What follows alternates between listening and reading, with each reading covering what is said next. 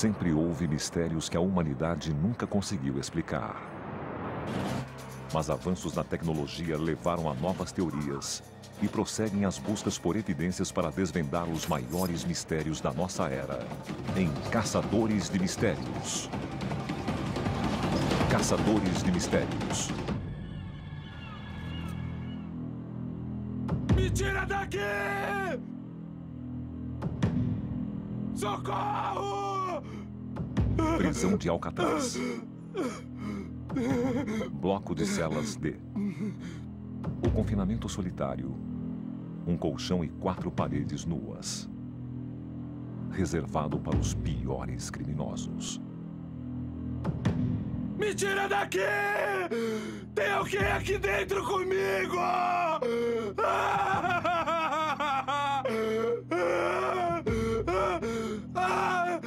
Me tira daqui! Me tira daqui!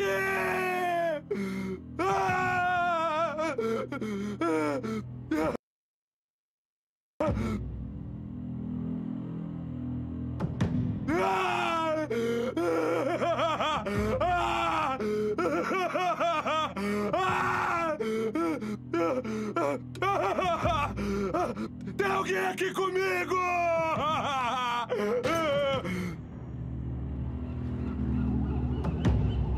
Olha, hora 6h30, todo mundo acordando, todos acordando, vamos lá!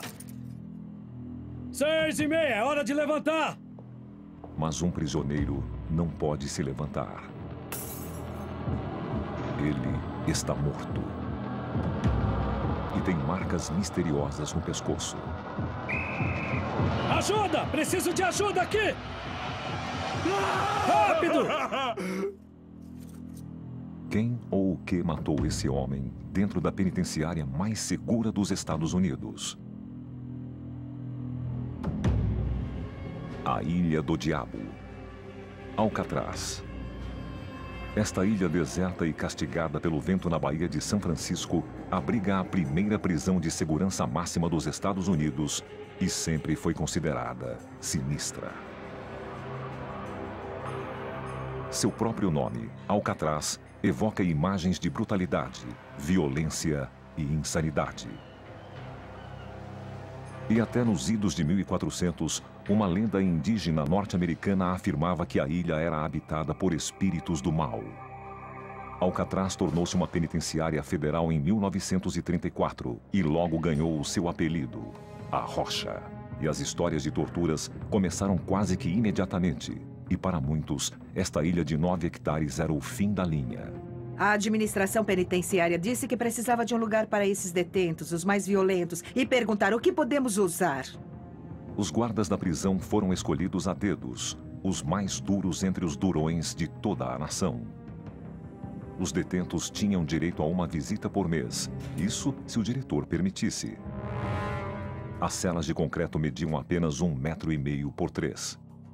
No geral, os detentos não tinham permissão de falar, e a solidão levou muitos à loucura. Alcatraz era o último recurso. Esse era o lugar para onde você ia quando era intratável. E esse era o lugar que daria um jeito em você de vez. Os registros oficiais são imprecisos, mas dizem que 64 homens morreram atrás destas barras ou tentando escapar delas. Quando detentos começaram a cometer suicídio usando qualquer meio possível, começaram a correr boatos de que a prisão era mal assombrada. Alguns guardas começaram a pensar que o confinamento solitário, chamado de O Buraco, era a morada do mal. Hoje, os vigias noturnos dizem que ouvem detentos correndo e que ouvem Al Capone tocando banjo.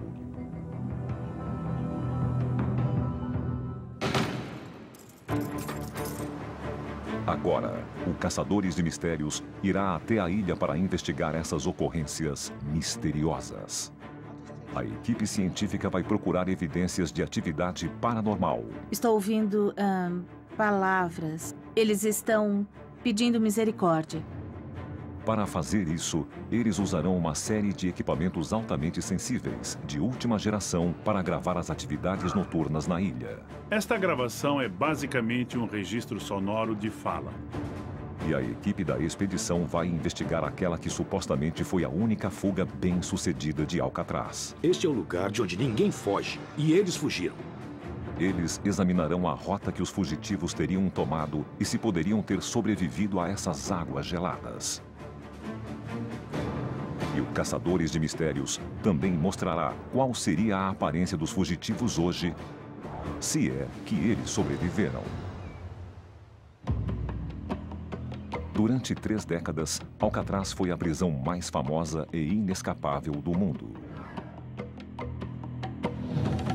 Mas em 1962, 3 detentos, Frank Morris e John e Clarence Anglin, decidiram pôr essa reputação à prova. Uma lenda de Alcatraz que nunca foi contestada era de que era inescapável, que ninguém podia deixar a ilha. De repente, a maior caçada humana em 30 anos começou. A fuga foi fenomenal. Foi a segunda maior manchete do mundo, atrás da Segunda Guerra Mundial. Frank Ahern, rastreador. Frank Ahern é um rastreador. Ele localiza pessoas que não querem ser encontradas.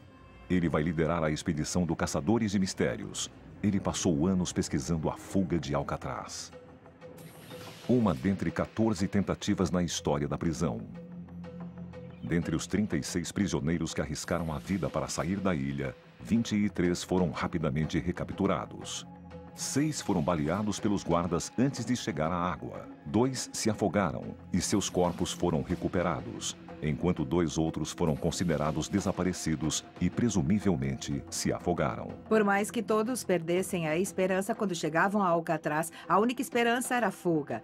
Os homens vislumbravam o momento em que poderiam correr para a liberdade. Eles tinham esse impulso. Mas os guardas diziam pare ou atire e sempre eram baleados. E também havia aqueles que planejavam a sua fuga por meses.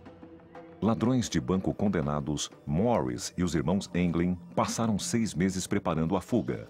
Todos trabalhavam na oficina do presídio e tinham acesso a tudo de que precisavam.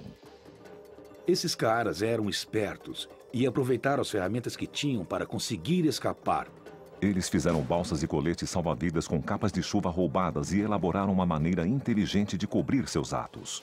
Quando os guardas fizessem a ronda, teria de parecer que eles estavam dormindo na cela. Eles pensaram em tudo. Os detentos pintaram cabeças de papel machê para deixar na cama e fizeram túneis pelas paredes das celas com relativa facilidade. A prisão havia sido construída cerca de 20 anos antes e a água que penetrava as paredes da prisão e o encanamento estava corroendo o concreto. Na verdade, os próprios guardas ficaram muito surpresos pela facilidade de escavar com colheres pequenas e ferramentas desse tipo. Em 11 de junho de 1962, Morris e os irmãos Anglin se esgueiraram pelas paredes das celas e começaram a escalar um poço de acesso. Eles foram subindo e subindo e subindo, e o último obstáculo diante deles era o duto de ar de metal no teto, na forma de uma roda de carroça. Em seguida, eles atravessaram o telhado e desceram um cano de escoamento para chegar ao chão. Eles chegaram ao mar e montaram uma balsa feita com capas de chuva. Então, eles foram embora. Frank Ahern acredita que os 3 fugitivos teriam ido na direção de Angel Island, a 3 quilômetros do outro lado da baía. Mas não teria sido fácil.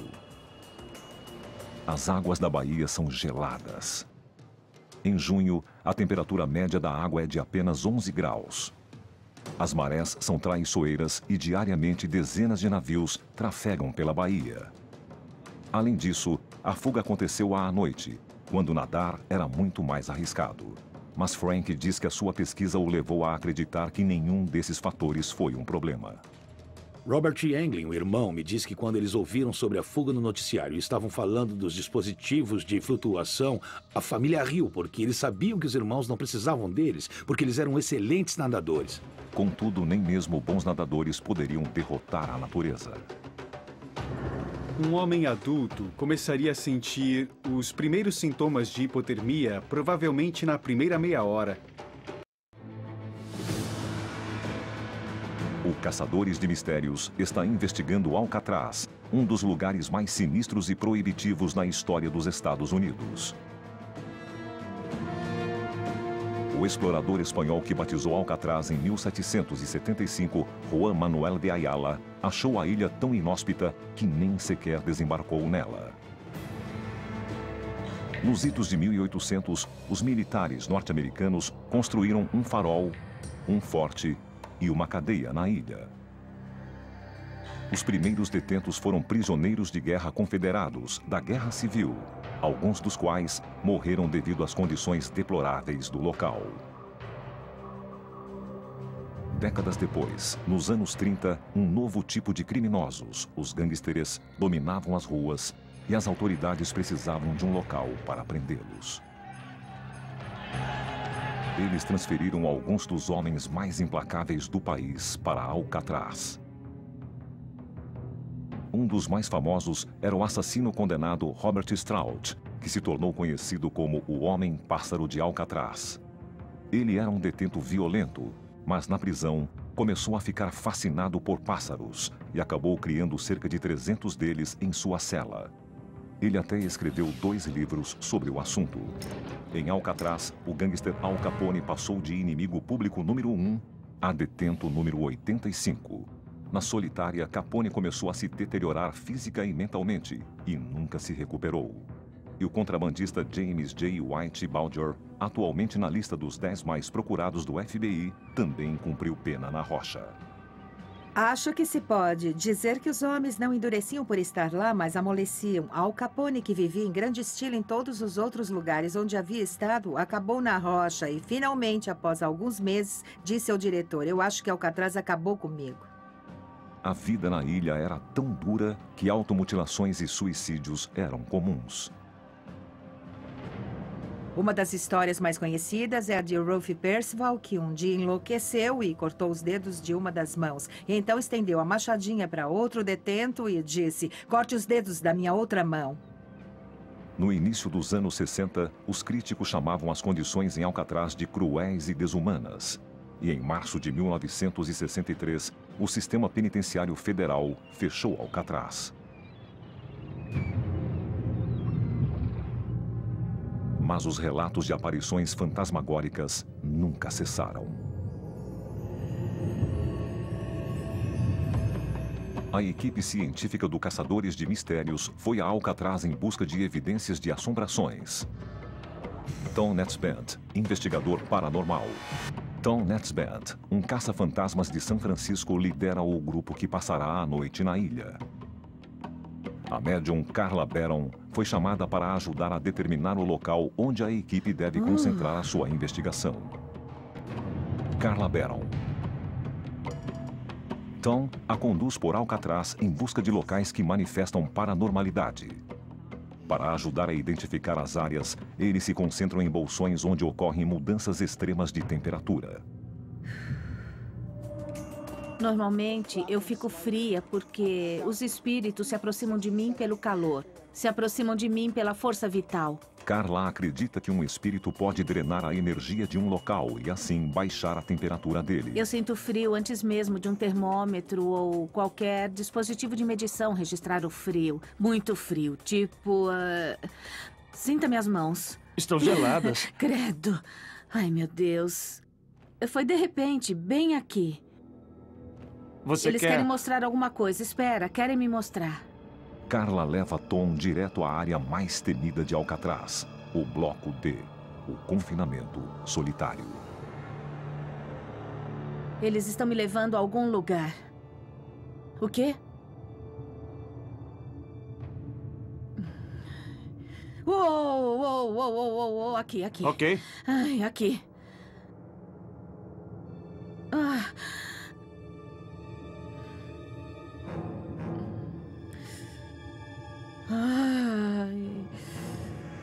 O que é isso? Este é o buraco. É isso que chamavam de o buraco. Então, os prisioneiros eram trancados nessas celas escuras como breu, por semanas às vezes. Ela chega à última das celas. Ai, que frio. A de número 14. Muito frio. Dizem que foi nesta cela que um detento foi morto por um intruso que ninguém nunca viu. Perdendo a esperança. Sinto perdendo a esperança aqui dentro. Uma sensação de desespero, não há esperança. Me sinto enterrada viva. É como se estivesse enterrado vivo aqui.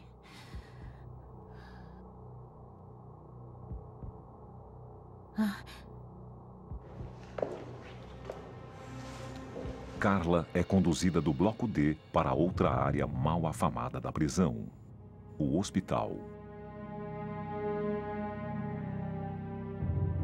Mas o que acontece aqui? Ai. Tá com frio de novo? Ah, Você está bem? estou. Foi esquisito. Eu senti como se alguém me esfaqueasse nas costas, ou quase Uau. isso. É como. Nós vamos definitivamente montar alguns equipamentos aqui, então. Brigas. Brigas e revolta. Brigas, muitas brigas, revolta. Brigas, não só uma, muitas Acabo de ter brigas. outro registro aqui também, então... Ai, frio. Ai, cara, que frio. Tom Ai, tá mais uma muito vez frio. registra uma queda na Frio. temperatura do local. 18 graus. Sangue. Eu estou vendo sangue. 17,1, 16,8, 16,2. Tem alguma coisa a ser descoberta aqui. Alguma coisa que ainda não sabemos. É um segredo. Carla escolhe o bloco D e o hospital como focos da investigação. Equipe científica. A equipe veio armada com uma série de equipamentos, incluindo câmeras de visão noturna e infravermelhas, gravadores de áudio portáteis e 2 equipamentos singulares. Um se chama Óvulos, que converte energia em fala. Arrancar. E o outro é o PAC Paranormal, que é mais especializado. O usuário pode digitar perguntas e as respostas são vistas, ouvidas e gravadas. Mal.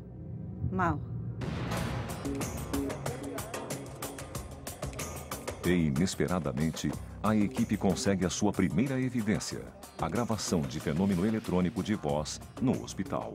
Oi, pessoal. Oi? Eu acho que já captei alguma coisa Ok. na sala Sério? de hidroterapia ali. Escutem. Mas o que acontece aqui? Os caçadores de fantasmas dizem que as gravações de fenômenos eletrônicos de voz são espíritos tentando se comunicar do além-túmulo. Essa gravação é uma evidência importante que será analisada posteriormente. As equipes formam duplas. Elas passarão a próxima hora montando os seus equipamentos. Tom manda as irmãs Sharon e Annie Leong para a ala hospitalar. Ele e Shona Sinclair trabalharão no bloco D. Meia-noite, bloco D. Muito bem, vamos nessa. Bem, lá vai.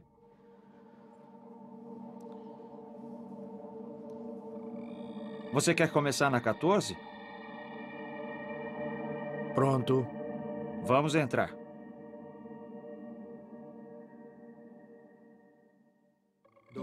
Dor, Solavanco solavanco, de energia. energia. Não. Tem alguém aqui?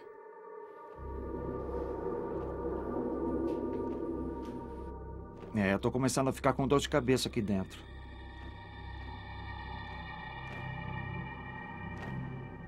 Eles vão para outra área. Então é aqui que nós queremos estar. Há alguma coisa nesta prisão que quer se comunicar conosco?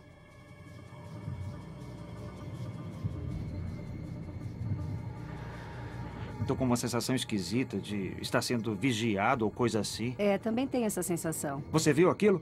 O que você viu? Achei que tinha visto alguém passar andando por ali.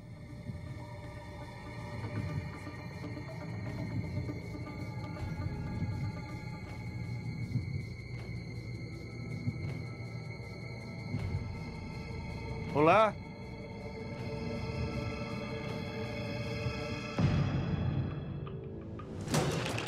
A investigação para saber se Alcatraz realmente era a prova de fugas está se concentrando na fuga pela água que Frank Morris e Clarence e John Englin podem ter realizado. Sabe-se que os homens entraram na Baía de São Francisco em algum momento na noite de 11 de junho de 1962. Eles teriam enfrentado correntezas fortes, o tráfego intenso de navios e a hipotermia, quando a temperatura do corpo fica perigosamente baixa. Em junho, a temperatura média da água na Baía fica entre 10 e 12 graus Celsius. O canal entre Alcatraz e Angel Island tem 3 quilômetros de largura e teria levado mais de 1 hora para cobrir essa distância. Um homem adulto começaria a sentir os primeiros sintomas de hipotermia provavelmente na primeira meia hora. As mãos ficam amortecidas e um tremor incontrolável se instala. Enquanto os vasos sanguíneos se contraem, os músculos sofrem câimbras e é difícil coordená-los. Nos casos de hipotermia avançada, a vítima fica incoerente e os órgãos principais começam a falhar. Eles poderiam sobreviver de 1 a 2 horas antes da hipotermia ficar tão avançada que não conseguiriam mais se concentrar em tentar sobreviver. Mesmo se tivessem alcançado Angel Island, eles não estariam livres. Se tivessem chegado a Angel Island com hipotermia avançada e sem cuidados médicos, eles provavelmente não teriam conseguido viver mais do que um dia. A investigação subsequente revelou algumas evidências nesta praia. Esta é Angel Island, certo? É um dos locais de onde os Englis e Morris podem ter vindo parar, onde eu acredito que alguns dos pertences de Clarence Englin apareceram. Havia fotos de membros da família, havia uma agenda telefônica com informações de alguns contatos. E o FBI acreditava que, já que a haviam encontrado, que eles podiam ter se afogado. O Caçadores de Mistérios está em Alcatraz, buscando respostas para os mistérios da ilha. Meia-noite e 19. Hospital. Metade da equipe científica está no hospital, gravando o áudio e tentando captar o som de um espírito. Podem dizer os seus nomes? Esta área foi escolhida por ter a aura mediúnica mais forte. Se tem alguém aí, pode, por favor, nos dizer quem é?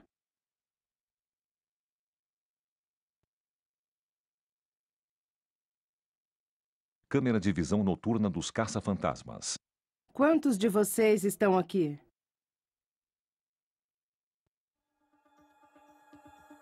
Eles decidem tentar fazer contato com um dos detentos mais famosos da prisão, Al Capone.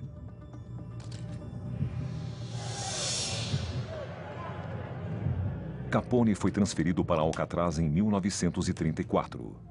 Para ajudar a passar o tempo, ele tocava banjo.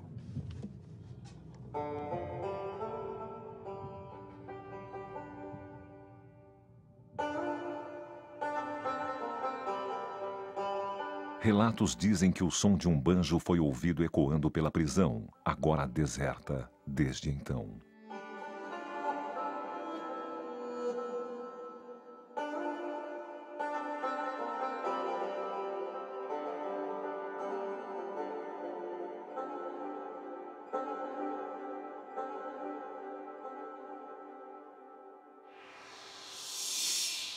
Ei, Al Capone, se está aqui.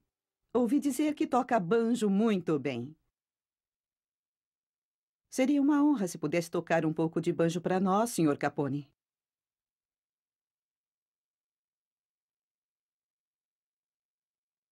Vamos ouvir um pouco de banjo. 1h08 da manhã. As irmãs se dirigem para o quarto de hospital onde Robert Stroud, o homem-pássaro de Alcatraz, passou 11 de seus 17 anos na prisão. Ok, então esta é a cela de Robert Stroud. Você trouxe sensores? Obrigada. As irmãs têm pequenos pássaros plásticos que contêm um sensor de movimento e luz embaixo do bico. O sensor fica aqui embaixo. Quando acionados, os pássaros cantam. Os sons são gravações de cantos de pássaros que Stroud reconheceria. Um periquito azul, um pintacilgo americano e uma coruja serra afiada. Se os pássaros reagirem quando todos estiverem parados, podem estar registrando a presença de Stroud.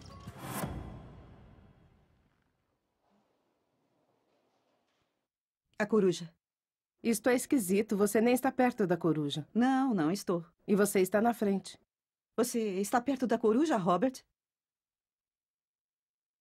Isso é uma coruja. Poderia dizer alguma coisa?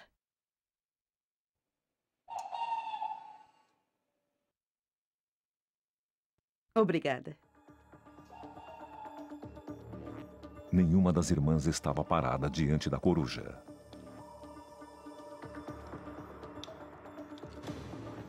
Bloco D. A equipe do térreo está tentando captar uma presença que pode ser invisível a olho nu, usando uma câmera capaz de enxergar no escuro. É uma FLIR, ou câmera infravermelha termográfica. A câmera registra assinaturas de calor, laranja ou amarelo, um objeto quente. Azul ou roxo, um objeto mais frio.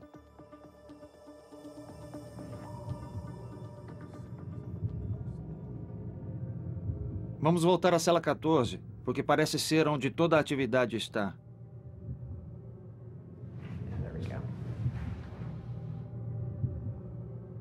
Existe alguma presença nessa sala que gostaria de se comunicar conosco?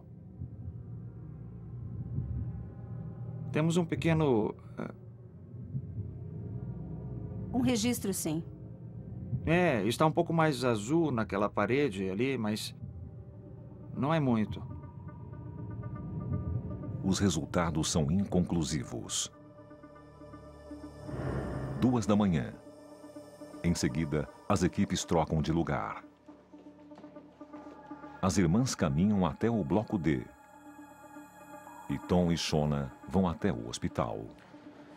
Eles só discutirão as suas descobertas após o período de observação ter acabado. A validação é uma coisa muito séria para nós. E para poder fazer isso, nós não podemos discutir coisas uns com os outros até as duas equipes terem estado na mesma área. E depois nós vamos comparar se as duas equipes estão experimentando a mesma coisa. Vamos validar ainda mais o que está acontecendo aqui. Tom começa sua investigação no primeiro andar usando a câmera FLIR. Prontinho. Oi? Acabei de ouvir alguma coisa aqui dentro. Eu também. Como um farfalhar. Tem alguém neste lugar?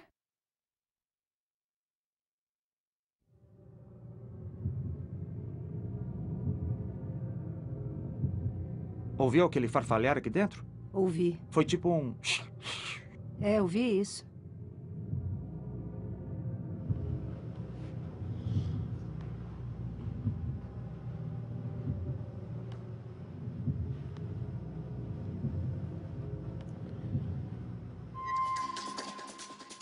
Quando Frank Morris e Clarence e John Englin escaparam de Alcatraz, o FBI foi chamado e sabujos foram colocados na trilha deles. Mas eles perderam o cheiro dos homens na margem da água. As autoridades receberam uma pista para o caso quando outro detento admitiu que deveria ter participado da fuga, mas que foi deixado para trás. Ele disse que após chegarem a Angel Island, os fugitivos nadariam até o município de Marin e depois roubariam um carro e roupas civis. O FBI concluiu que esses caras seriam apanhados exatamente 2 dias depois de escaparem. Mas nenhum roubo foi registrado em Marin. Nada do que a polícia esperava chegou a acontecer. Um mês depois, Morris e os irmãos Englin foram considerados desaparecidos e presumivelmente afogados. Eu acho que era importante para a polícia encerrar esse caso rápido, porque eles queriam manter a imagem de Alcatraz como esse lugar imponente de onde ninguém podia escapar e que, se você escapasse daqui, você poderia se afogar. Mas Frank não acha que os homens se afogaram. Ele duvida que tiveram de nadar até Angel Island e acredita que eles tinham um barco à espera para apanhá-los. A minha teoria é que essa foi uma fuga tão sofisticada que de jeito nenhum, quando eles saíssem daqui, eles simplesmente iriam correr. Eles definitivamente tinham um plano específico, e é muito provável que esse plano incluísse ter um barco à espera. Houve um relato de um barco misterioso na área da noite da fuga, mas as autoridades nunca foram capazes de encontrá-lo. os 3 condenados haviam desaparecido sem deixar traços. E se os homens ainda estão vivos, o Caçadores de Mistérios fará uma projeção de como seria a sua aparência hoje. Acesso proibido.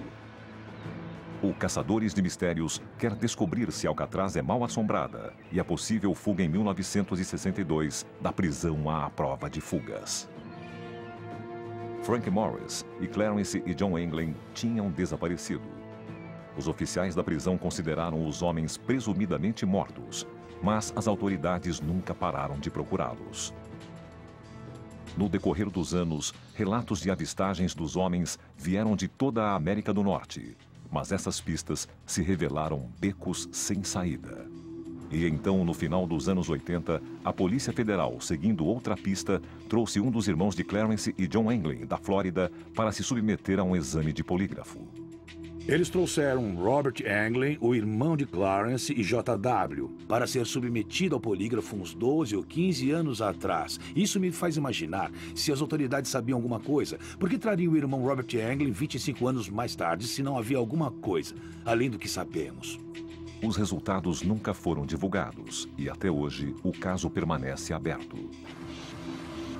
Poderiam os homens estar vivos mais de 4 décadas depois? Frank Morris tinha 35 anos quando desapareceu.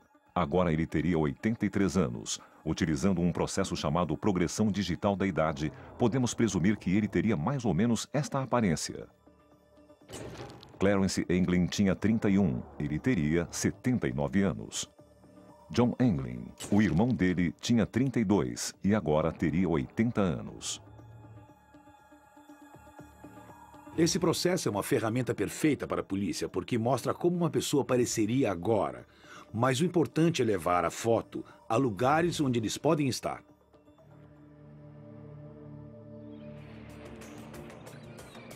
Às 2h21 da manhã, Bloco D. As irmãs estão indo até o confinamento solitário. Vamos dar uma olhada no bloco D. Ok. Elas usarão um novo dispositivo, o PAC Paranormal. Com ele, o usuário pode digitar perguntas e as respostas, além de vistas, são ouvidas e gravadas. Sacrilégio. Elas decidem investigar a cela 14, onde um detento foi supostamente encontrado morto de maneira misteriosa. Tudo bem. Eu vou pôr o Puck de volta.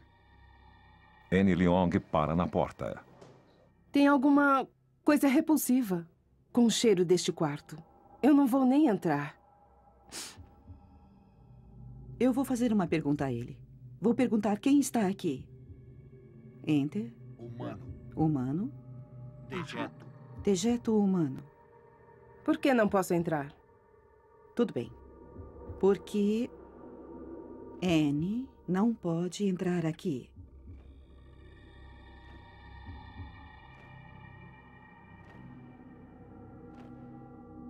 Então, tem alguma resposta? Não. Não para essa pergunta. Estranho. 2:10 da manhã. Hospital. Tom Netzband e Shona Sinclair estão na farmácia do hospital.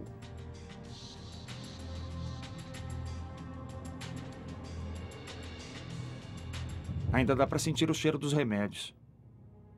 Tá sentindo? Tá ficando com frio de novo? Eu tô. Vamos fazer umas leituras da temperatura. Está uns 18 graus aqui. A temperatura começa a cair. 16,8, 16,6, 16,5, 16,2, 16,1. Pode fazer a temperatura cair até, digamos, 14 graus e meio? 15,7, 15,4. Vamos lá, 14 graus e meio. Se está aqui, abaixe mais, por favor. 15,1, 14,8, 14,7. Você está quase lá, vamos lá. 14,7, 14,6, 14,5. Baixa a temperatura só um pouquinho mais. 14,3. Obrigada. Obrigado. Obrigada por fazer isso. Está aqui. E a queda aconteceu em minutos. 13h10 da madrugada. Hospital. Tá sentindo aquele arrepio de novo? É, eu sinto esse arrepio passando pelo meu corpo nessa área aqui, tipo... Tá me tocando. Tá me tocando. Tá me tocando. Está Ele tá me tocando tocando. você? Está aqui de novo. Onde está sendo tocado? Estou sendo tocado no meu cabelo, bem aqui. Existem momentos em que Tom realmente sente a presença de um espírito. E está acontecendo com ele agora mesmo. Acredite, eu tô sentindo. Está descendo pelo meu pescoço aqui, desse jeito. Eu sinto que tem dedos no meu... É como se dedos estivessem... Sei. Ah, eu não gosto dessa sensação. Eu não gosto nada. Sabe? Eu acho que eu vou ter um treco. Eu nunca senti isso de uma maneira tão intensa assim. Ai, lá vem aquela dor nos rins de novo. Mas que droga. Quem está aqui?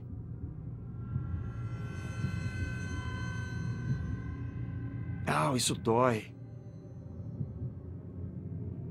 Eu não gosto dessa cela aqui. Eu não gosto nadinha. Esse é o lugar mais sinistro de todo o hospital. Vamos dar o fora daqui. Eu não quero levar outra facada de novo. 4 da manhã. Tom decide encerrar a investigação. Pessoal, acho que vou parar e encerrar a noite. Ok. As câmeras registraram horas de imagens que agora precisam ser analisadas. Imagens das câmeras fotográficas infravermelhas, dados do PAC e as gravações de áudio serão descarregadas e revisadas. Esse é um som que não é o som da fala de um ser humano.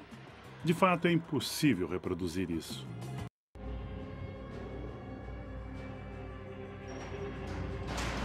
O Caçadores de Mistérios está investigando a prisão mais famosa da história dos Estados Unidos, Alcatraz. Este rastreador acredita que, apesar de sua reputação como inescapável, houve realmente uma fuga bem-sucedida da ilha. Esta médium acredita que a prisão é assombrada pelos fantasmas de detentos que sofreram ou morreram aqui. E este investigador acredita que encontrou vários desses espíritos durante a noite que a equipe passou na prisão. O desaparecimento de Frank Morris e Clarence e John Anglin ainda é um caso aberto. Frank Ahern acredita que as autoridades não estão procurando no lugar certo, baseado parcialmente em uma pista encontrada numa cela em Alcatraz. Um mapa foi encontrado e as páginas do México e do Canadá haviam sido arrancadas. E naquela época as fronteiras não eram tão vigiadas. E eles haviam cronometrado a sua fuga com precisão. Eles optaram por pular o muro após a última contagem de detentos, porque sabiam que não haveria outra contagem até às 7 da manhã do dia seguinte. Eles tiveram 10 horas antes que qualquer guarda procurasse por eles. O que deu a eles tempo o bastante para correr até a fronteira. Algum tempo depois, dizem que a mãe de Anglin recebeu um cartão postal do Brasil de um de seus filhos. Frank acredita que os 3 fugitivos foram para lá porque, na época, os Estados Unidos não tinham um tratado de extradição com o Brasil. E a Polícia Federal foi até lá, e isso aconteceu provavelmente há uns 15 anos. E um bartender no Brasil afirmou que um dos irmãos estava vivendo na área, e os policiais se instalaram por lá por um bom tempo. Apesar disso, eles nunca encontraram os irmãos. E Frank tem certeza de que nunca os encontrarão. Eu realmente acredito que eles fugiram, e eu acho que eles conseguiram. Esse é o lugar de onde ninguém foge, mas os Anglin e Morris fugiram.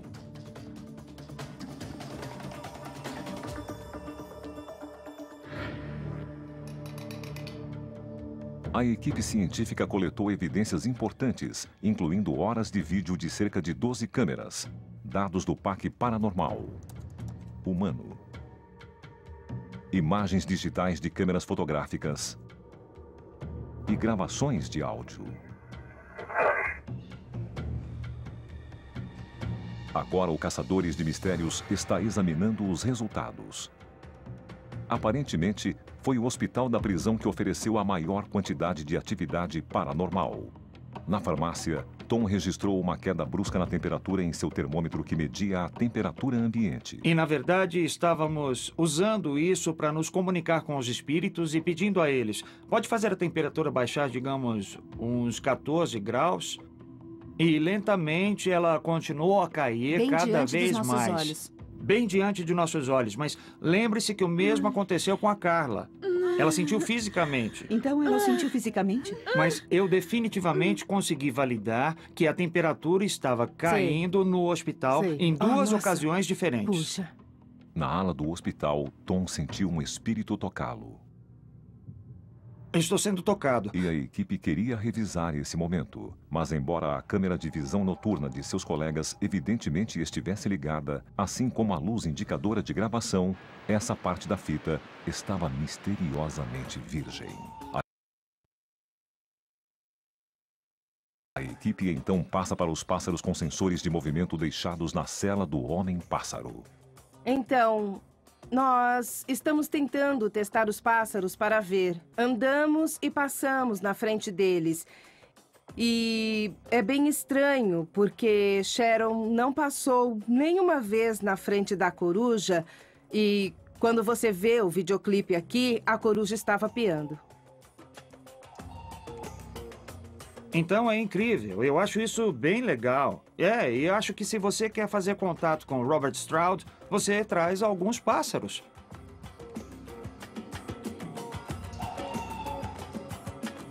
A equipe também gravou vários fenômenos eletrônicos de voz. Eu entrei na sala de hidroterapia e consegui lembrar o que eu toquei para você? O que você acha que eu disse? Abençoada seja? Mais uma vez. Eu amo você. Eu amo você. É, foi o que eu ouvi também. Esta gravação, juntamente com várias outras, foi enviada a Paul Ginsberg, um analista de áudio forense. E isto aqui é a chamada forma de onda de domínio de tempo, em que nós vemos, de fato, o desenho do som, a onda em si representada como uma imagem. Paul trabalha com a CIA e o FBI examinando as evidências em áudio e oferecendo o testemunho de um perito. E da esquerda para a direita temos o tempo. Quando o som é alto, temos essas ondas maiores, diferente de quando está baixo. Eu amo você. Depois que temos uma fala normal, existe um pico de energia. E esse é um som que não é realmente da fala de um ser humano. De fato, é impossível reproduzir isso. E parece que palavras foram proferidas, mas não por um humano. A equipe tem outro fenômeno eletrônico de voz, que foi captado no hospital. Eles perguntaram: quantos de vocês existem? Quantos de vocês existem aqui? 50. Uau! 50, mais ou menos. Eu ouvi 50 ou quase isso. Eu ouvi isso. Ouçam. Quantos de vocês existem aqui? 50, mais ou menos. 50 por aí. 50. Mais ou menos. Eu ouço claramente 50. 50. 50, mais ou menos. Esses sons estão muito acima do espectro da voz humana. Então eu diria, sem qualquer sombra de dúvida, que esses sons não foram feitos, que não poderiam ser feitos por qualquer humano, pelo menos vivo não. Eu adoraria ter alguma evidência concreta de que essa é de fato uma ligação entre o além e que existem outros mundos do outro lado, mas no momento eu ainda estou muito cético. A investigação do Caçadores de Mistérios descobriu alguns dados importantes. A equipe da expedição determinou que é possível para um bom nadador chegar até Angel Island em cerca de 1 hora. Isso significa que os fugitivos Frank Morris e Clarence e John Englin podem ter sobrevivido à água fria da Baía de São Francisco, que induz a hipotermia. A equipe científica do Caçadores de Mistérios coletou dados que pareciam indicar que existe algum tipo de entidade não humana na ilha. Você viu aquilo? Embora o mistério deste lugar persista, Esta investigação nos deixou mais perto de entender a mal afamada Ilha de Alcatraz. Os condenados chegavam aqui, sua esperança acabava. E faz todo sentido para mim que uma ilha como esta tivesse uma reserva de energia tão feia, malévola e assustadora.